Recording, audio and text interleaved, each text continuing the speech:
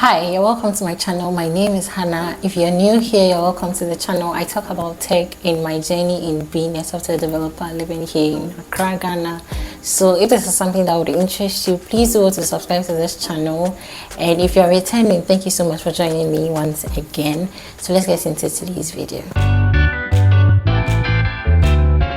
I think a lot of people are treating the topic of Chat GPT with a pinch of grief, and this is a background story that I'm going to give to you. So in 1969, there lived a woman called Elizabeth Kubler-Ross who wrote a book on dying and death. She was a Swiss American psychiatrist, and she came up with this theory of the 5 stages of grief. I find a lot of correlation between that side of grief and the grief that we go through in dealing with the existence of Chat GPT.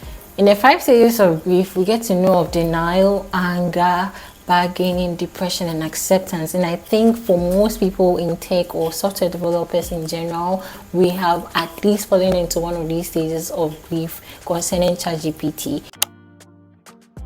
I'm not trying to say that we don't like the idea of ChatGPT. Is that welcoming it was not so easy for a lot of developers. People literally came into my comment section and were asking if their roles as software developers were going to be obsolete in coming years because of ChatGPT. And this is how I'm relating it to the science of grief. In terms of denial, when ChatGPT came out in 2022, people were so much anxious about it, and that is what even motivated a lot of users to get onto that platform, because there was a lot of curiosity and people just could not believe that there was something like ChatGPT that we are going to be living with for the rest of our lives. And in denial, they are like, okay, fine, we have this thing that can do something but cannot replace us.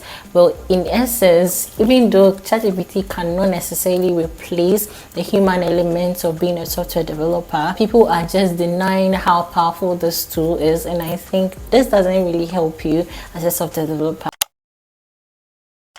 In a sense of bargaining, when ChatGPT came out for the first time, people were like, okay, fine, we are just going to use this tool for research and not for coding or to help us with coding problems or solving issues about coding and all that. But I mean, with time, I think that people have come to understand that this is more than a tool for just research for students and to come up with long theses for exams and all that. But it can do much more. And even with the existence of the GPT-4, I mean, we are doing insane things with ChatGPT. A lot of people in my comments who were asking about this were just at this stage of grief because they couldn't imagine their lives where ChatGPT was going to replace their roles as software developers. And even for people who are looking to get into software engineering for the very first time, they're like, okay, fine, why would I learn to code anyway? But I think that is also not a good approach to accepting what ChatGPT can do. The last part of grief, which is the acceptance stage, I think that is where I am currently, because I've just gotten to accept that this is a really powerful tool and I can use this to my advantage. Now, to the big question that you are probably thinking about,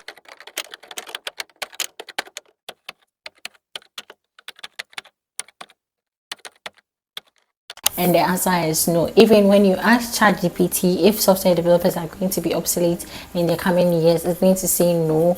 This is a tweet that I saw somewhere on Twitter. I don't remember who I saw it from, but it says that software developers who know how to use ChatGPT are going to replace software developers who do not know how to use ChatGPT. And I think it comes up as a very understanding tweet, because we know that software development is about learning new things, learning new technologies.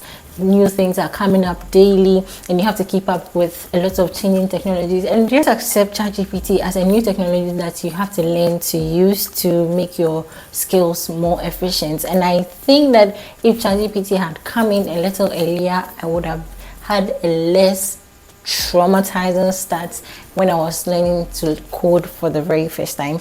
And I like that you can learn to code with the help of ChatGPT, but I don't think anyone can learn to code like an entire language on ChatGPT. Like, I mean, it's only going to help you to get answers to like difficult questions, but you cannot use the tool to, let's say, learn an entire programming language. So it's more like an assistant to you in trying to do a task. So say you are learning to code for the very first time in any language at all, you can still go through the traditional route of learning to code in that language and then try to get a lot of help from Chat GPT. I remember I had a lot of problems about how to call a function, how to create a function and all that.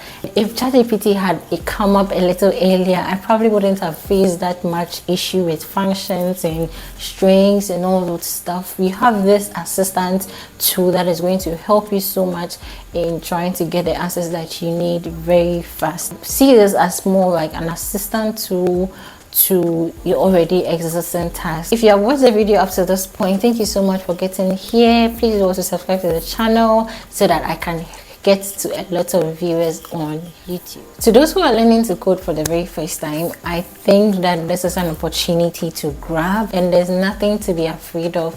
Don't see ChatGPT as a threat. Learn to use ChatGPT to your advantage.